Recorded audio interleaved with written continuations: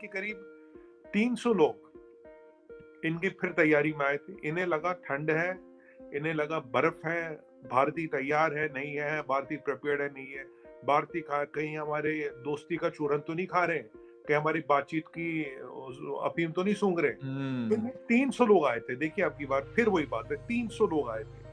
तो इनको यहाँ पे रोका गया। कुछ पॉइंट है जो इनका परसेप्शन है जैसी है हमारी। जय हिंद दोस्तों, मैं महेंद्र शर्मा स्वागत करता हूं वन वर्ल्ड हिंदी में आपका। उम्मीद करता हूं आप खुश और स्वस्थ है। दोस्तों आइए दिखाते हैं एक और लेटेस्ट डिबेट जिसमें कैसे 300 के आसपास एलएसी पे अरुणाचल में चाइनीज सैनिकों ने भारत में घुसने की कोशिश की। तब कैसे भारतीय सेना ने अदम्य साहस का परिचय देते हुए कैसे इन चाइनीज चिंटुओं को खदेड़ के रख दिया, और कैसे इन पाकिस्तानी मीडिया ने आज डिस्कशन किया है सुमित पीर जी के साथ कि क्या एलएसी पे घटना हुई है और कैसे इसका परिप्रेक्ष्य है। तो कहीं ना कहीं आज चाइना की जो इकोनॉमी है वो बिल्कुल डंप हो चुकी है। पूरे विश्व के सामने चाइना की जो औकात है वो सीधी सीधी दिख चुकी है। तो कहीं ना कहीं चाइना को सिर्फ और सिर्फ कंट्रोवर्सी क्रिएट करने के लिए ये हरकतें करनी पड़ रही है। तो 300 के आसपास चाइनीज सैनिकों ने जब अरुणाचल में एंट्री मारने की कोशिश की तो भारतीय सेना के साथ झड़प करते हुए उनके 50 के आसपास सैनिक अब लगभग घायल हो चुके हैं, और 6 भारतीय सेना के भी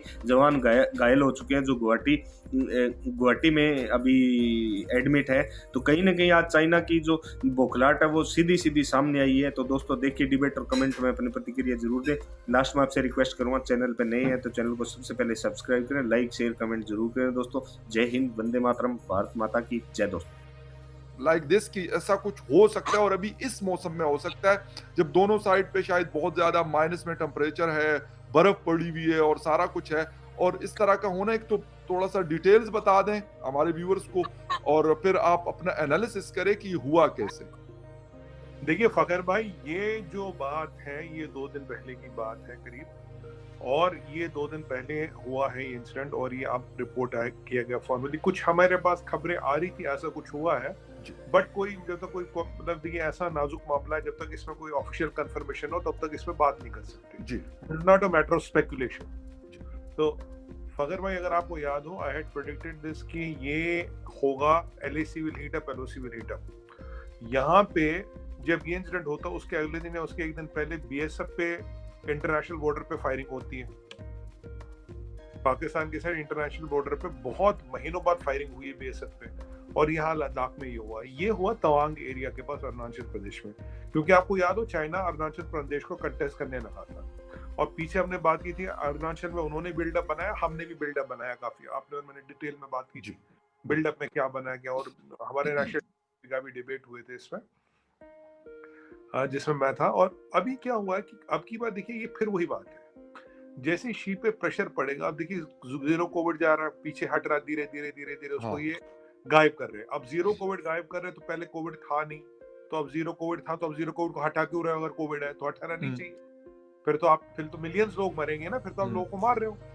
बट चाइना की इकोनॉमी की हालत अब सबको पता ही है क्या है। अब airline has taken ahead railways, airlines सारी गवर्नमेंट एयरलाइंस का लॉस है, बहुत बड़ा लॉस है। वहां जब चाइना की एयरलाइंस का लॉस है, यहाँ 10 बिलियन के जहाज खरीद रहे, 500 जहाज।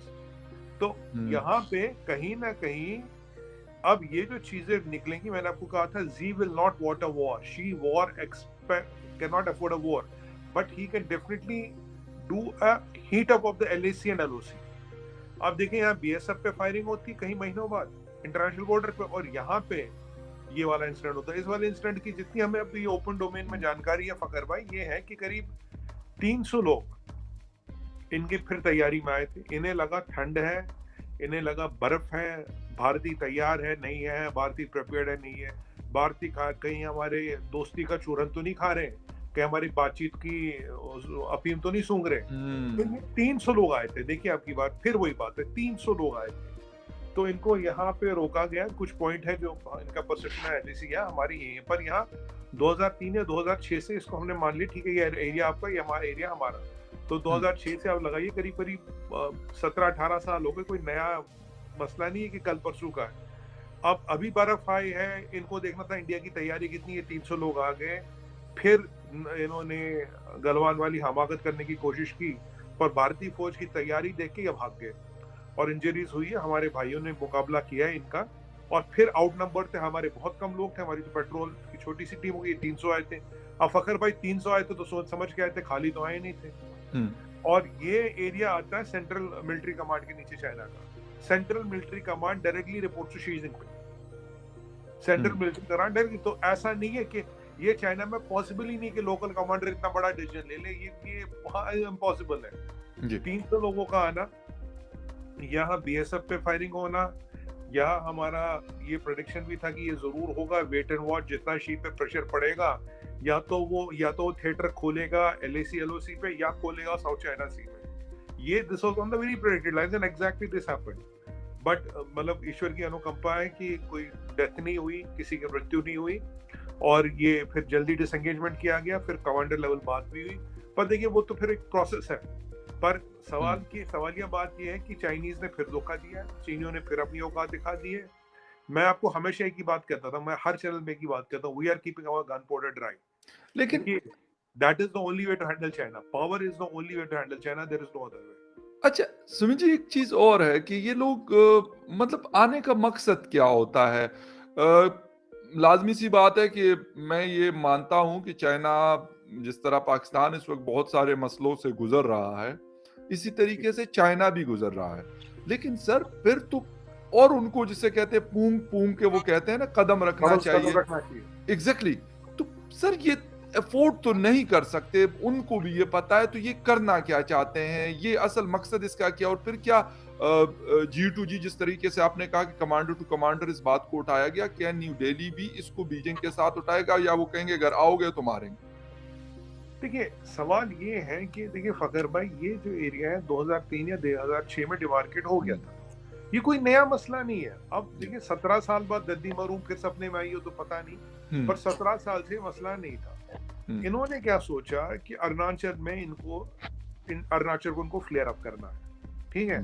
पहले वहां ऊपर था लद्दाख, अब अरुणाचल में करना। अब इन्हें लगता था इंडिया की अरुणाचल में तैयारी नहीं, पर हम बात कर चुके थे, अरुणाचल में हमने खूब अच्छी तैयारी कर ली थी, क्योंकि हमें अंदेशा था यहाँ कुछ हो सकता है।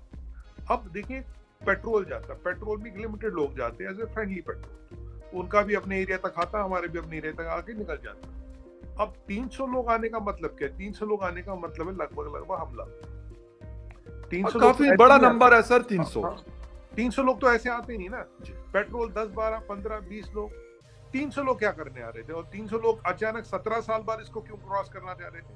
बेसिकली फखर भाई ये हमारी तैयारी देखना चाह रहे थे कि बारिश है, मतलब बर्फ है, माइनस सब जीरो टेम्परेचर से भारत की तैयारी कितनी है, भारत तैयार है या कह ही रहा है।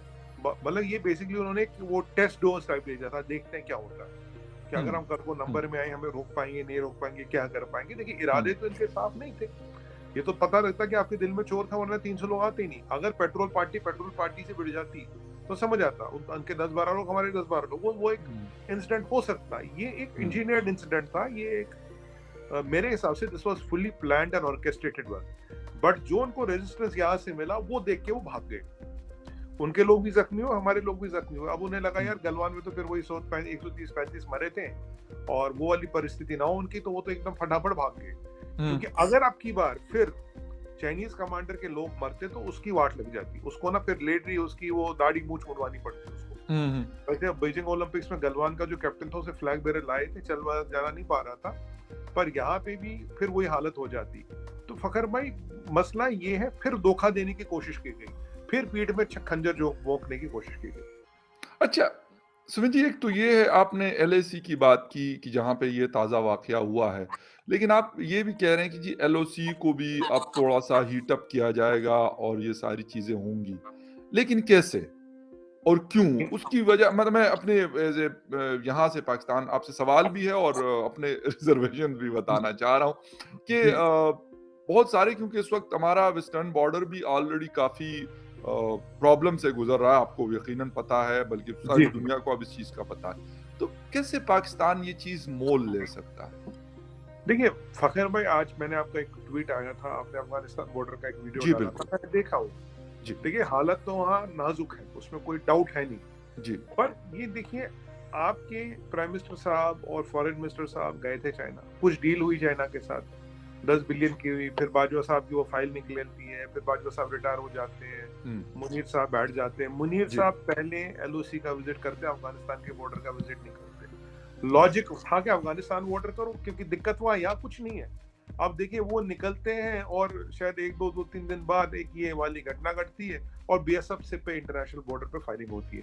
बीएसएफ पे इंटरनेशनल बॉर्डर पे फायरिंग कई महीनों बाद हुई। मेरा हमेशा शायद ये मानना है कि चाइना के साथ ये डील हुई है। अगर चाइना पैसे दे रहा है और कुछ नहीं मांग रहा, तो वो एक ही चीज मांगेगा आपसे, वो चीज मांगेगा कि आप थोड़ा एलओसी को हीट अप करो। एलओसी हम देख लेंगे, एलओसी आप देख लो। क्योंकि अभी इन्होंने क्या खोला, इन्होंने अरुणाचल में एक और फ्रंटियर खोला, अरुणाचल में एक और फ्रंटियर खोलने की कोशिश की है। यहाँ मोदी जी का जब गुजरात का वो हुआ था, हमारा गुजरात की विक्ट्री हुई थी, तो मोदी जी ने कहा था हम पे इल्जाम और लगेंगे, हम पे जुल्म और होगा, हम पे आरोप और लगेंगे, हमें अपनी सहनशीलता यानी कि अपनी ना टॉलरेंस शक्ति को बढ़ाना पड़ेगा। तो उनका इशारा भी कहीं ना कहीं वहां कहीं ना कहीं कुछ मैसेज था। वो अगर आप 2-3 लाइनें देखें, उन्होंने 2 बार रिपीट की, तो मैं उसी दिन समझ गया था कहीं ना कहीं इशारे हैं। देखिए ऐसा तो नहीं, इंटेलिजेंस को भी कुछ पता होता है, इंटेलिजेंस के भी कुछ इनपुट्स होते हैं। बिल्कुल। तो अगर आप जियो पॉलिटिक्स में जब तक आपकी बारीक नजर ना हो, एक एक चीज पे नजर ना हो, तो तब तक तो इन सब चीजों को अगर हम देखें और इनको हम उसका अध्ययन करें, और जो चाइना का कहना शरीर साहब से, don't worry we are with you, will not let you down. देखिए चाइना तो किसी को फ्री में पैसे देता नहीं, और चाइना तो ऐसा मतलब ऐसा बंदा है, ऐसा कंट्री है जिसके पैसे कभी उतरते भी नहीं। तो उसने क्या डील की? देखिए चाइना 8-10 बिलियन खर्च कर सकता तो heat up LOC and LAC for India, क्योंकि चाइना से सेमीकंडक्टर इंडस्ट्री जा रही है। चाइना को बहुत तकलीफ है, सेमीकंडक्टर गई, चाइना का $3 ट्रिलियन का एक्सपोर्ट खटाई में पड़ गया। यहाँ 3 दिन पहले राजनाथ सिंह जी ने ये भी बोलते हम तीसरा एयरक्राफ्ट